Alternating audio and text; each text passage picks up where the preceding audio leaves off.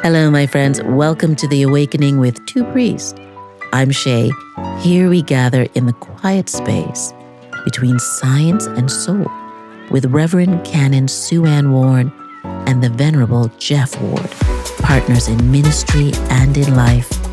We ask the deeper questions. What does it mean to be awake in this world? To suffer, to doubt, to believe, to begin again and again. This is a sanctuary for conversation. So come as you are.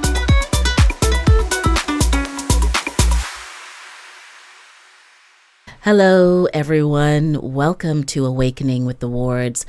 I'm so excited. I'm Che, and today, how should we start today? I mean, we don't have to be formal. We could just get right into it, right? Always. I'm afraid to ask what informal looks like, but okay. Well, why don't we start with a grace or prayer? Who would like to share today? I'm being called to do so, so I shall. All right. Divine Presence, we are so grateful to be here today, to be guided by your presence, to be inspired by your love, and to try our best to find the answers that help guide us in our path of life, our spiritual path, but just the path that leads us through the challenges we all face, and may we, by feeling that presence, that and hearing your voice, be able to find our way on that path that is healthy and whole and loving and caring. Amen. Amen. Thank you. I'm wondering if we can continue on our journey with The Awakened Brain by Dr. Lisa Miller. And one of the things that she really explores in the book is this idea that depression and despair are the beginnings of awakening, of a deep awakening. What do you think about that? How do we talk about that? So I think she is specific to experiences at certain times in our lives. She talks about how there's sort of these threshold moments, like when we're in our late teens or when we're in our midlife. You know, some people call it a midlife crisis, but in fact, it's a midlife opportunity, you know, for change. And it's like we're getting a nudge at that time, and we're experiencing kind of a discomfort, and perhaps we're more emotional or more in tune.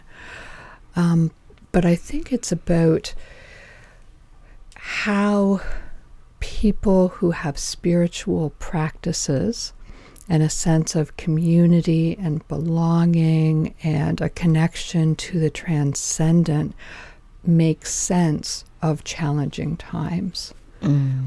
And instead of it being a time when they become bitter or they fall apart, that actually going through difficulties, whether it's a loss or a disappointment, it can make people feel down. They might feel, somewhat depressed, but they come out the other side having learned something. So they've kind of fallen, but upward. So it's actually a time of increased consciousness and transformation that happens within. So certainly it's difficult in the moment, but it can actually make people stronger and healthier and more resilient and less likely to experience clinical depression or anxiety disorders long term. I wonder, though, if we are hardwired for spirituality and spiritual growth, why is it that some of us, when experiencing depression, will feel the kind of despair that causes you to feel maybe suicidal, or to feel like your life has no value. Like, if we are hardwired for this awakening, why don't we all experience it? Mm.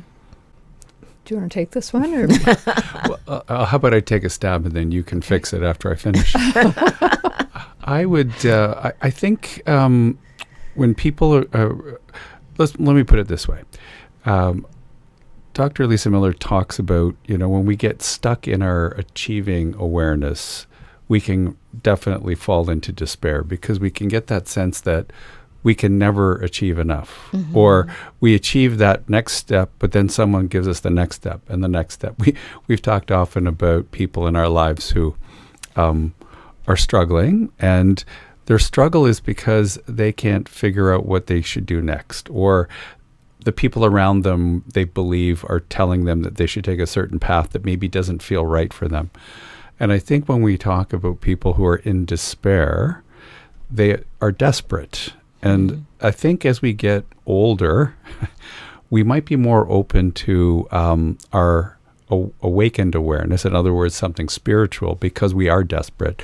We're looking for anything, a kind of a sense of direction, a meaning, a purpose, because life just doesn't make sense. I get up in the morning and I run around and I do all the things I'm supposed to do, or I'm trying to accomplish all those things, all the demands that people have on me.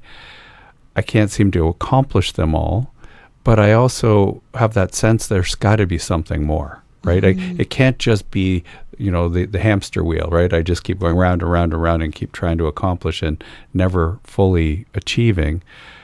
And because of that, I think we get a little wiser as we get older, because we experience more. But I do think it opens doors for us, or we may be open at least to things that would be, and many people pursue, as you are well aware, of mindfulness, anything that will help me to feel better and so on. And then I start to experience that, right? Mm-hmm. I start to feel a sense of relief through those mindfulness practices or spiritual practices. And once I've done that, I realize there are other opportunities, other ways for me to live, or as Lisa would say, to be, and not just to live. Yeah, and if I can even perhaps delve more deeply into achieving awareness and awakened awareness, just to help elucidate what Jeff was speaking about. So often we fix it. Yeah. No, I just want to give some background. Yes. So that people have context for your very poignant and important remarks. So often in our society, especially, we are taught that we have to achieve, and it's right from the get-go of our lives. We have to earn good grades in school, and then we have to get into the right university, and there's what's next. We have to achieve and compete. I think it happens even before that. Like, too many people we know who have young babies, and they're already measuring where do they fit in under the percentile, right, of growth, of when do they speak, and the measurement seems to happen like immediately after people are born. Yeah. So much pressure. Yes. Yeah. And it becomes all about us. We feel like life is all on us. We are carrying the whole load, and if we succeed, great, but if we fail, it's all our fault and we're worthless. And so when we are using our achieving awareness only, or even primarily, I would say, we can feel a great deal of stress. We can feel rushed. We can feel like we are just on the hamster wheel. What's next? What right. Can I get? How can I keep it once I get it? Yes. Whereas with awakened awareness, we can create space, and we can know that we are not in this all on our own. We can say, God, what would you have me do? Mm-hmm. What should my day be like? What am I called to in life? How does my life interact with the lives of other people and other life on this planet? We have, instead of just a very blinkered view of the world, we have a much broader, open, spacious view of the world. So we can notice things. We can notice the beauty. We can notice the person who's reaching out to us with love or assistance or encouragement. And I think those two differing approaches speak to what you were asking about in terms of somebody feeling so despondent that they might actually be suicidal. Because I think when we're stuck in that achieving awareness, we feel empty. We hurt inside. Deeply. And we need to find a way to make that hurt stop. And I would assert that the way is to lean into our awakened awareness. And we do that by building relationships with God and with each other. But do you think that you have to be trained and conditioned to think this way and ask these questions and be curious about your despair? Or can you be in a place of pain and then have a breakthrough? I think you can, but I think more than that, some people are raised in families where they are naturally nurtured in terms of their awakened awareness. Yes. You know, there are spiritual practices. They are part of community. They are taught that other people matter, that, you know, you can stop and smell the roses. It's not all about competition and getting, you know, to the next goal. And so I think for many people, life isn't just about achieving. And I think the important thing is to find that balance between achieving and awakened awareness, but to let awakened awareness always go first. So it's like walking through life with both feet instead of like just jumping up and down on one foot, with the awakened, with the achieving awareness, but using both feet, and the awakened foot always goes first. So I'm open, you know, God, I'm in tune with you, and what are you calling me to?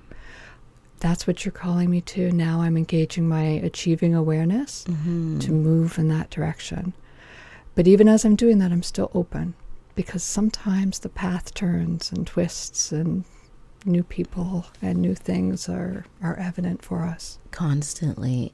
But I wonder about, there's so much cynicism, right? Let's just speak about, I'm going to generalize about Canadian culture, right, or society, the larger society. There's a lot of skepticism and pessimism and sort of controlled emotion. And do you think that creates an infrastructure that doesn't allow us to ask these deep questions about, you know, why do I feel this way? How can I feel? Like, is there something more? Like, I need it to be concrete. I need to be able to see the thing that's going to make me better. I can't just sit here and feel it. Well, I think, unfortunately, for some people, they have to really reach almost like a rock bottom of despair before they will allow themselves to be open to what we're talking about in terms of that awakened awareness, that whatever it may be. And it doesn't have to be religious. It just has to be some way of allowing yourself to be open to ways that can help you, right? That was why I was talking about mindfulness earlier, because for some people, that's the language that they can relate to. That will sound scientific. That will sound concrete to them. And that's what I think has been very helpful with Lisa's book, is that she's bringing that very concrete science to this idea of, as you put it, we are hardwired for that spiritual awakening. But sometimes it really requires a real desperation before we will allow that to happen. And you're right. The society around us typically doesn't want to talk about that, doesn't want that to be something that we should focus on or we should be open to. we would often call woo-woo, right? Yes. Instead of it, and certainly not the thing you get taught in business school or science or anything like that. But I believe that when we cross paths with someone who opens that door for us, then people will find, people I experience anyway, will be open to that when they start to see results of relief, right? And that is concrete for them, regardless of what other people may say. And I think that hopefully most people will actually reach that point, and they'll be open to that, and they will encounter someone who can lead them on that path. What Lisa calls trail angels, right? People who can help you on that path, and you just have to cross paths with them at some point, or else you just keep suffering. What do you mean by relief? Like, how would you describe the feelings or the sensations of relief? Well, I think for me, relief is a sense of connectedness with others, a sense of having some value and meaning and purpose in my life, feeling light, not like I'm carrying a heavy burden. And you know that feeling of being in the zone, The flow. In the flow. Yeah, I think that's a good way of expressing relief. For me, I describe it as a sense of peace, right? Yes. Where that's why when I meditate, I find that to be so helpful, because if I can get all of that monkey brain chaotic thought, out of my head long enough, I feel a sense of relief, because I feel a sense of peace. I'm not feeling like I'm being pulled in every direction, and I'm trying to remember every last item on my to-do list.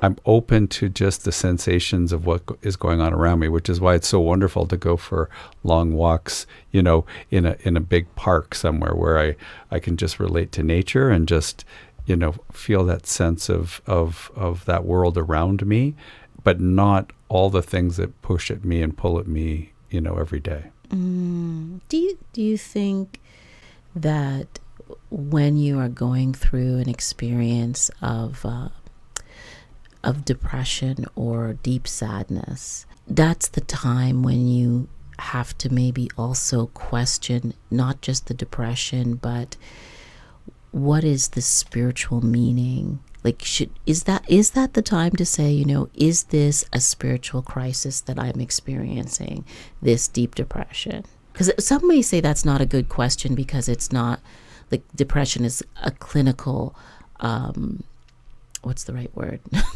Well, it's a clinical response. And I think what Lisa would say is there's different forms of depression, right? Yes.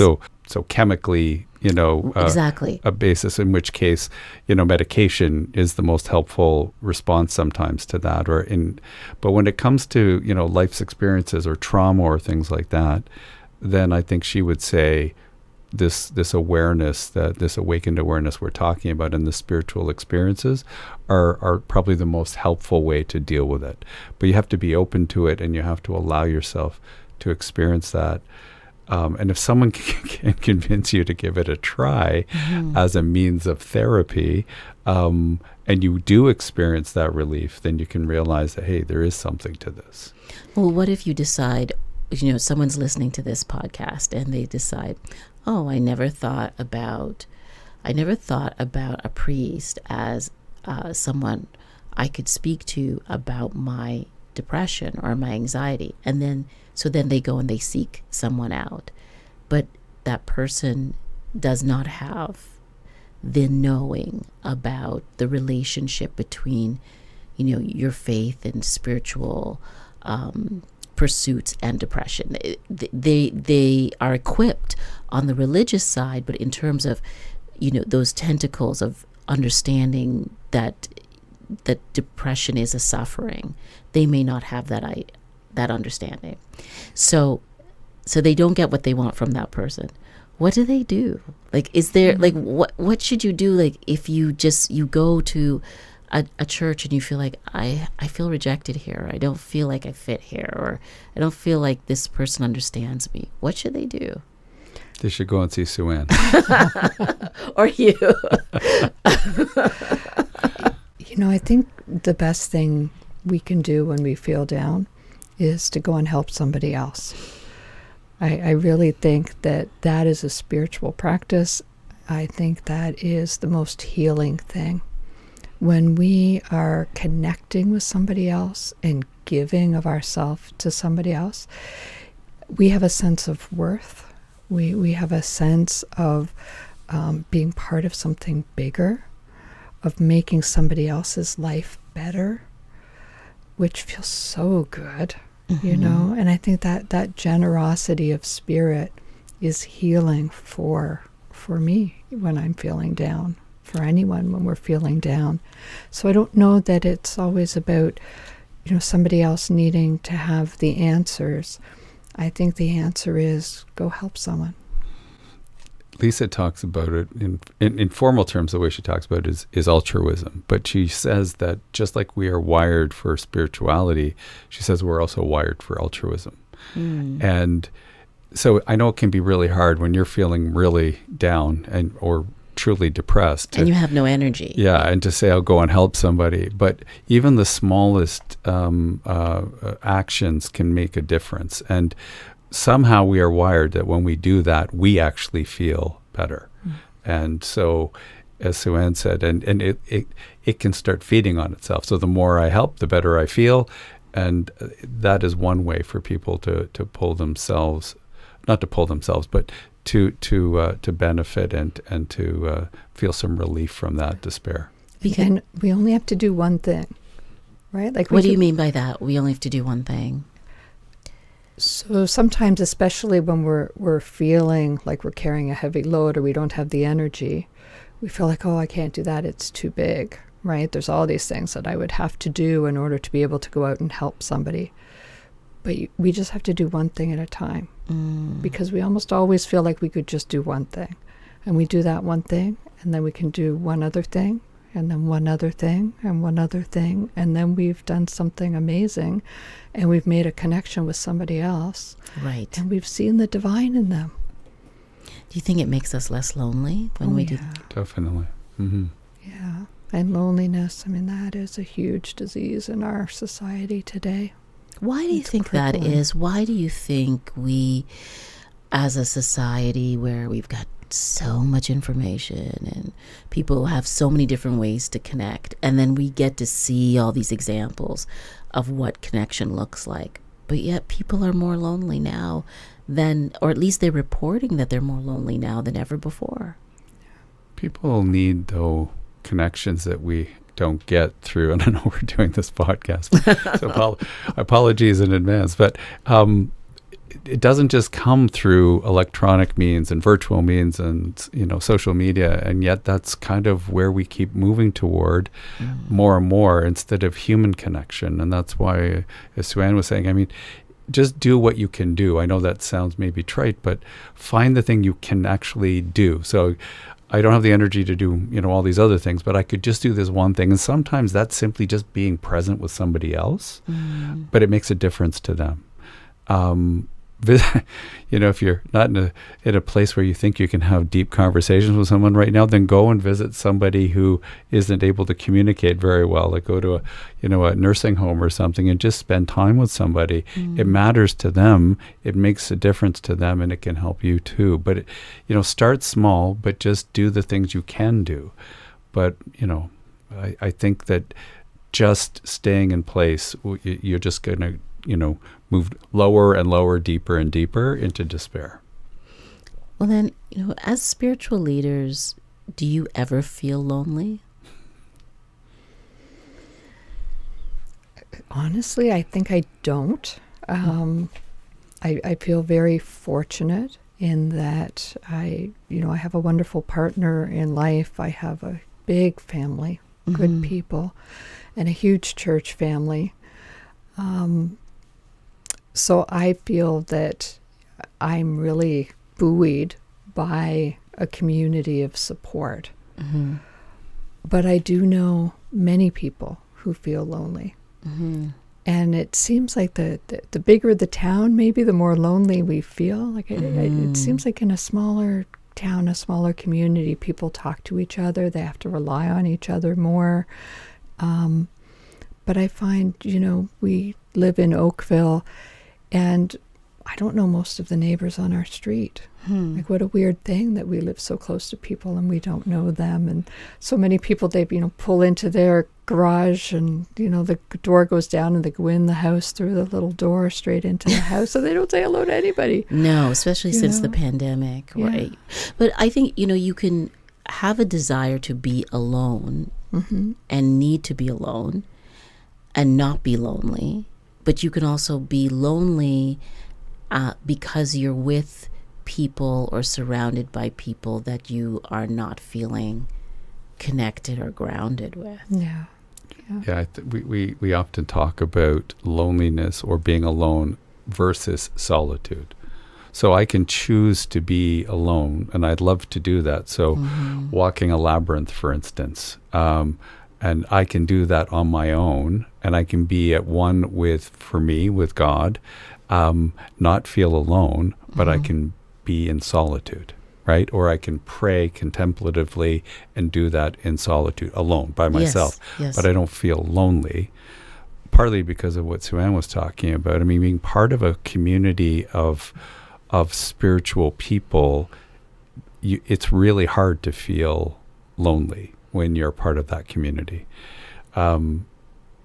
So, and I don't feel alone because I feel like God's love is always surrounding me, and I'm always having that presence with me. So, but I do think that people need to, allow themselves to be part of community, because I was just talking to one of our neighbors just last week, and what Sue-Ann just said is exactly what we were talking about. How can we be surrounded by thousands of people and not really know people, and really you can feel alone, because if you don't make those connections, then you will be alone. But it does require us to reach out to people, or at least be open to, Yes. to being in community with people. Yeah. I feel like when you're lonely, you feel achy, like you feel like you're aching for something.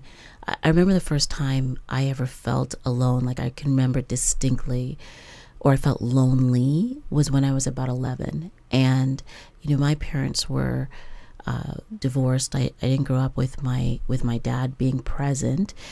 And actually, if you asked me when I was a kid if that really bothered me, I felt sad that he wasn't there, but I didn't feel like I was missing out, because I had such a present parent and I had other people. But at the same time, now looking back, I think when you are a singular child, or you're growing up, I grew up in the 70s when we were sort of independent, the latchkey kids, you get the key, it's like, go home after school, don't open the door, and warm dinner up in the oven, but don't turn the oven on. So you're not sure how you would do that. And don't go outside, but then go outside, but don't, come back and, be safe, lots of contradictions. Anyways, but I remember feeling like, so if you asked me, did I feel like I missed having a whole family always around me, I would say no. I think it was really good to be independent and singular. But then also I remember feeling lonely from not being around people. And what I did was, that's actually when I started to volunteer. There was a seniors home in the community that I lived in. And so I just went there after school one day, and I asked if I could read to the community members. And they said, sure, we'd love for you to do that. And when I was about 11, I just started reading, and that became a way for me to feel less lonely. And there's something about someone who is also lonely and alone looking at you and feeling grateful that you're there. And I remember feeling that, and it was like an inoculation.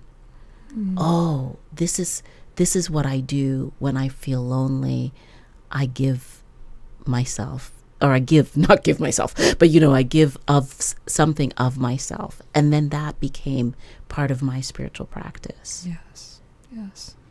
So I'm always curious about what people do to be less lonely in the world. And I think, too, it has a lot to do with having at least one very close relationship. Somebody who has your back, somebody who will help you bury the bodies, right? I mean, that's interesting coming from a priest. Yes, but we do that formally. Usually, literally. Usually in a cemetery. But yes, literally. But still not what I meant. But won't somebody even let me save you, right? that would do anything for you, and that you would do anything for, and I think we need to have that kind of relationship with a higher power too. Mm-hmm. And so many people don't. And I think that leaves a big hole and a lot because of people lonely. can let you down. We know that, right? We make mistakes. We have failings. So if you have that relationship with a higher power, then you know that you can at least count on that, right? Okay, but what happens when you say to someone, you can have a relationship with a higher power, with the Creator, with God, however you want to claim it. And they say, well, I need to touch it. I need to see it, because the mind in the Western world, in the North American world in particular we're talking about, is trained to see, to understand what we see is what we can believe. And what you're talking about is not seeing, but believing. Do you want to get into string theory and try to explain how you can't always see things, but it doesn't mean they don't exist? Well, I can't see the air between us right now, but I'm pretty sure that I can breathe. Yes. I think people's expectations sometimes are unrealistic, and there's a lot of things that we can't see, but we can experience. And I think we can experience the love of God, and we can experience that sense of the sacred in our world, whether we feel like we see some old man in the sky, which is not at all my image of God, but I think we see God in the loving relationships that we have with others. I think we see God in the way our world works. Yes. Everything works together. When we just don't mess it up, it all works beautifully. I think that's God, and that's evidence of God. And I must say, it is very sad that we have created a society where we demand to be able to see and have proof of everything, and that there can't be mystery, and that there can't be an unknown, and there can't be something that I can't show you, but I could still experience, right? So it is sad, because that does lead to despair for people. Yes. If it isn't concrete, then it isn't real. And if it's not real, then what purpose does my life have? And meanwhile, there's lots of mystery and lots of as Sue-Ann would say, things that you can't necessarily show, demonstrate, prove, but it still exists. It's still real. Yes, yes. And there's so many symbols that we maybe can't fully understand, but show up in our life to confirm that we are part of something greater than ourselves, right? How would you identify something that's symbolic of God that you might experience in the quiet, in the forest, or going for a walk, or going to the grocery store? And do you think that God just is there randomly in you, around you? So I think God's in everything, right? I think God is enlivening us and all things. And I think that Christ is when, spirit and matter come together. Yes. And, it happened in a unique way in Jesus of Nazareth 2,000 or so years ago. But I think it's happening all the time in you and Jeff, in Jim and me, in everything that we can touch and see. And experience. Yeah. And experience. That's the piece, the experiencing piece. Yeah. I mean, when you say I experience joy, I mean, Can you wrap your arms around that? No, but you still experience it, don't you? It's real. It's real when you feel that sense, or a sense of euphoria, or, and we were talking about always depression and despair, but there's the opposite of that, and it's real. But I challenge you to put that in a bottle and show me what it looks like, right? It's And it happens from the youngest age. Yes. I was spending time with my 1-year-old grandson on Monday this week, and his first word in life is wow. He looks at things and says, wow. And isn't that amazing? And I challenge you to spend more than 3 seconds with him and not feel joy. Yes. Life is delightful for him. Yes. Do you think that we as a society, because we are not practicing a spiritual, like we don't have a spiritual practice in our civil society, that we are getting further and further away from understanding how to look at the dots and connect the symbols and to be aware of this internal peace and presence? Do you think, I mean, I know I asked it earlier, but I wonder, can you experience God if you have no lexicon for it, if you have no vocabulary for it? I think a lot of people in our society worship money and not love. And I think that's part of the problem. When that is what we are attracted to, when we are seeking money and power and prestige and things that never fill us, it's very problematic. But that's what we are being taught to work towards. That's what we are being taught is important. And so people are disposable. Relationships don't matter. We don't have to work at them. We don't have to offer forgiveness to people or compassion to people, right? And I think that if we can help to nurture people from the youngest age to value relationships and to see love, and I would say God is love. Yes. And to see that and nurture that between people, and not just people, but the animals in our lives, and I don't know, the plants we're growing in our gardens. Yes, and, totally. Every little bit in the patch of earth that we inhabit. Well, this is so interesting. You said compassion and forgiveness. So would you say those are disciplines or principles for cultivating or caring for a relationship that makes us feel more whole or less numb? I certainly think for most of us, we have to be intentional about it. So imagine you work out regularly and you build muscle and stamina and so on. I think you have to do the same thing with those attributes as well. You have to intentionally, especially when people around you, and many in the structures of in which we work and live, they certainly don't value that, and they certainly don't want people to be talking about that. I think that's another reason why people are struggling with things like spirituality. We have a society where we've kind of driven that out of our you talk about lexicons, we've driven it out of our normal life and practice, as though, and I understand why people have struggled with church and religion and so on. But that does, the unfortunate outcome of that is that we have stopped talking about things that are spiritual. We've stopped talking about how those things are an important part of our living. So. And it hurts me when I hear people say, like, something is unforgivable. Everything must be forgivable. Right? Murder? Absolutely. Forgivable. Forgivable. Terrible thing, awful, great harm, but forgivable. If we look at our Christian scriptures, Jesus forgave everyone, even the people who were murdering him. He forgave everyone, 100%. And so I think we need to find ways, because if we can't forgive, we can't maintain any relationship, because we're all going to make mistakes. We're all going to hurt the other person. Yes.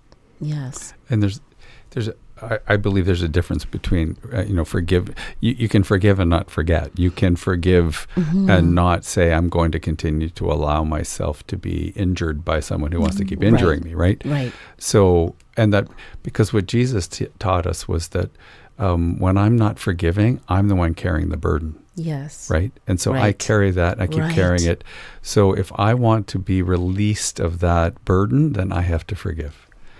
But it's also the practice of the attributes that sort of melt away some of the pain. That it's the practice of trying, right? That makes you able to come to forgiveness. Like maybe that's not what your first instinct is, but maybe when you're involved in the ritual of thinking about it, of reading about it, of talking about it, of trying to push further into it.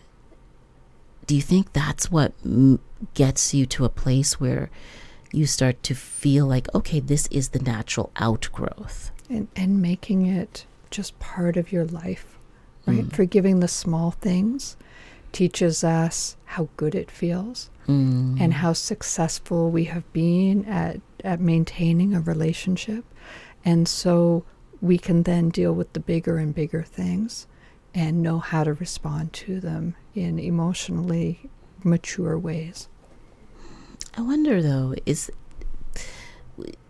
do you think that is absolutely applicable to marriage? And I'm not asking for myself. Joe, don't listen. Don't listen. Joe, don't listen. No, but we have such a high divorce rate, right? And I think it's something like, it's a little over 50% now. And I feel like we're constantly being told why marriage isn't good, or people who are married, they should sleep in separate rooms, and you should have separate lives, and we talk very little about the practice of daily forgiving each other and having compassion for your partner. Having grace for people in your life, regardless of who they are, and honestly, the people closest to you, it's not whether they deserve more grace, but if you're going to continue to have close relationships, you've got to be able to offer that grace to each other. You've got to be able to say, I can let this go, right? I don't want us to keep repeating this because it keeps hurting, but I do want to let this go. Yes. Right? And as Sue-Ann said, starting with something small, but doing it regularly and doing it intentionally, you become much better at it. And things don't accumulate, because that's usually what ends up causing the greatest harm and rift in relationships, is that things just keep growing and growing to the point where you feel like there's no way we can overcome all of this baggage, right? Right. Having said that, we have both seen and experienced, relationships where even, the biggest baggage has been let go and people are able to move on in love. So Sue-Ann used what I would call one of the more extreme examples, Jesus, for forgiving even those who killed him. And betrayed him, But he set a very high bar for us, and I'm not sure we can ever achieve the bar he established. But he's trying to let us know that if that is possible for me, those other things in your life that are much less than this should be forgivable, should be things you can move past. Yeah. And I think also we have been taught the very opposite of what love is, and have been told that it is love. True. Love is not just a feeling. It is not attraction. Love is a decision that you make every day, every moment of every day, to treat somebody with respect and dignity and compassion and empathy. And we start out in a relationship with someone, And they make our palms sweat and our hearts pound. And Yes, you did. and we expect that's what love is, and it's always going to be like that. Yes. It's not always going to be like that, Right. because we wouldn't get anything done if it was, right? Yes. Yeah, true. That's why I struggle so often. So eventually love becomes more of a friendship. Yes, yes. And it's a friendship that we need to nurture and value, and not constantly be seeking that feeling again somewhere else. Right, right. And I think that's a mistake that many people make. Yeah, they're vulnerable because they are continually maybe even picking at the things that aren't working, or the fragilities in the relationship, rather than, nurturing the things that need to be nurtured in each other. One of the things I find exciting about being married is, and I haven't been married as long as you both have, I think it's a couple decades for Joe and I think. Just kidding. No, I definitely know. It's a couple decades. And I like that you can get into a deeper space every time. There's a depth that you have after 20 plus years or more, that was impossible in the first 6 months, in the first year, in the first 5 years. And you thought you were in love then, but now you're in something else now. It's just really, it's really fascinating. I think it's a very interesting thing, being married. I think it's not a bad thing.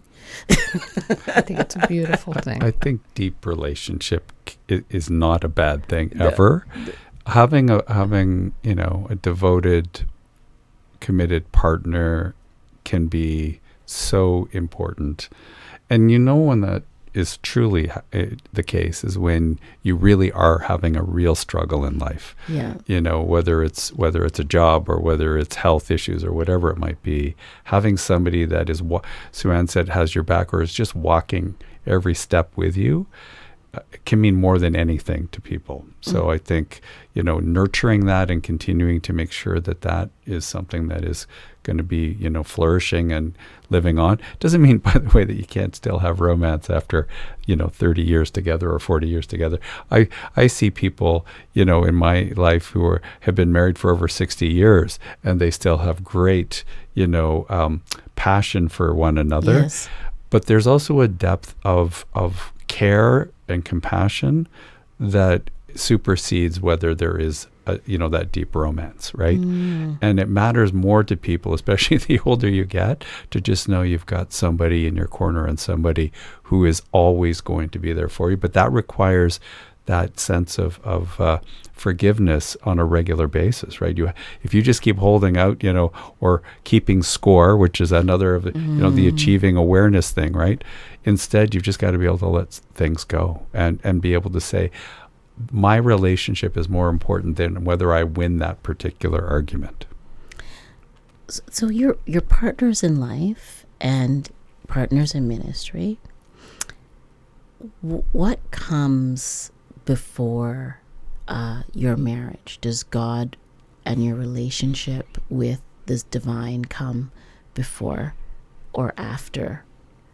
I think God is our relationship. I'm sorry, that's the answer I'm going to give too. We can't separate those things. So it isn't about hierarchy in that case. Yeah. Wow. I just think that's so profound. Can you say it again? Because I think that so goes against the individual pursuit, the achieving mind, the idea that there is a hierarchy. Can you express it again? Yeah, I think God is our relationship. God is love. God is the bond that holds us and everything else together. And so it's not possible to separate the two. Powerful.